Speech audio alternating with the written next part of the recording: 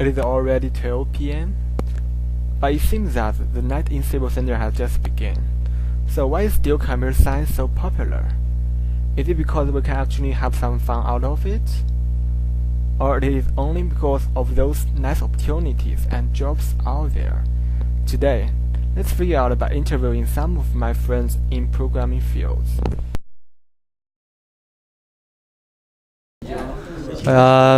Well, it's always been my dream to be an engineer, and it's always fun when you make some real project, like apply what you learn into the real project, and make amazing stuff out of that. It'll always be fun. Yeah, but meanwhile, it also take a lot of time and efforts to do that. I think I did this because of some computer science programming classes that I took in my high school. I realized that computer science was a very logical subject. Everything was very step by step, and it was easy to understand and very interesting. So they solved some of the most interesting problems known to mankind. So that's why. Yeah, actually, when I came in to this university, I didn't have a major, so I came in undeclared. Okay. I've always liked computers. I grew up basically on a computer. I was very familiar with it, and I kind of enjoyed playing with it as a hobby. So I built, like, when I was young, I built my computers and I built websites and modded games. I was really into games, so I would like modify games.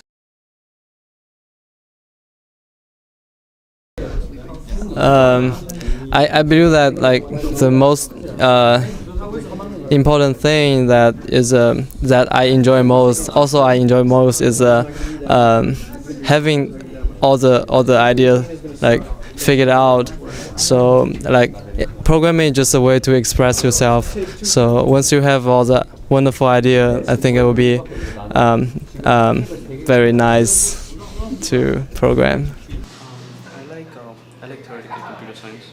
I like a lot of graph theory, algorithms, dynamic programming, stuff like that, where it's a really lot of sort of math related and really trying to figure out the best optimum algorithm. There's this idea that people talk about called flow. Have you heard of this?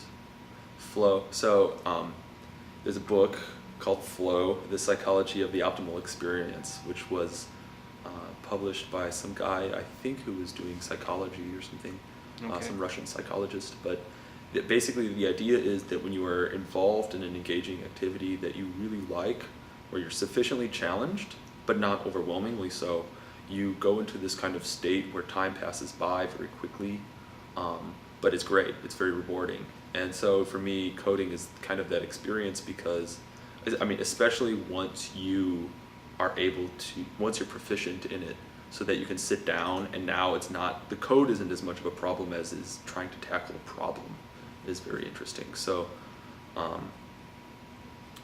yeah, I kind of, when I program, I get into this kind of flow. You're not really aware of what's going on around you. You're just in kind of this problem, and it's like navigating a maze.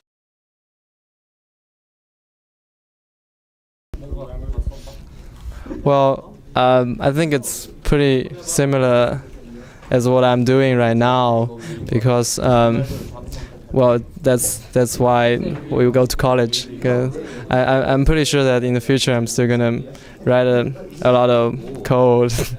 Well, hopefully.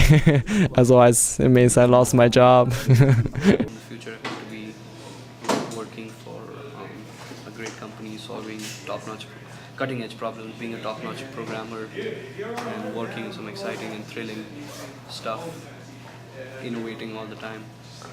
And hopefully, yeah, I'm able to attain these goals. And once you do good work, once you do solid work, the sky's the limit in computer science. So. Yeah. Every single person has certain strengths and weaknesses, and the way that you'll be most successful is if you play to those strengths, right? So I love CS. I love working on those challenging problems. I love coding, but I'm not like the guy that spends all of his time doing that.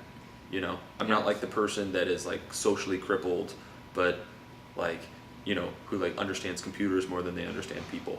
I'm not that guy.